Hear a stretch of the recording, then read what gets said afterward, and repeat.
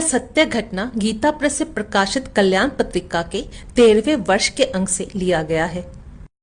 एक वृद्ध ब्राह्मण को हत्या के अपराध में फांसी की सजा हुई थी। वह बनारस के जेल में अपनी कोठरी में बैठ अपने अंतिम दिन गिन रहा था। जिस गांव में ब्राह्मण रहता था उसमें एक खून हुआ था। पुलिस ने 4 गवाहों को ब्राह्मण के विरुद्ध झूठी गवाही देने के लिए राजी किया था। इसी से उस ब्राह्मण को फांसी की सजा मिली थी। उन गवाहों को सिखाते समय पुलिस ने उन्हें वचन दिया था कि सेशन अदालत से ब्राह्मण को हल्की सजा मिलेगी और बाद में उसे छोड़ भी दिया जाएगा।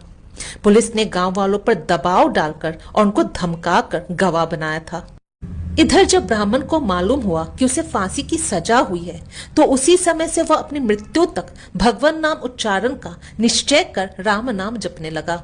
जेल में ही बैठ वह केवल राम नाम जपता रहता। उसके इस नाम जप से जेल के अन्य सामान्य कैदियों ने उसे अपने उपहास और विनोद का लक्ष्य बनाया, पर फिर भी वे उस ब्राह्मण के जप को खंडित करने में असमर्थ रहे। इस तरह वह ब्राह्मण दिन बिताते हुए हाई कोर्ट के निर्णय की प्रतीक्षा कर रहा था। लेखक लिखते हैं कि इसके पूर्व मैंने कभी किसी को इतनी तन्मयता से भगवान राम का नाम जपते नहीं देखा था। एक दिन जेल में बड़ा तहलका मच गया।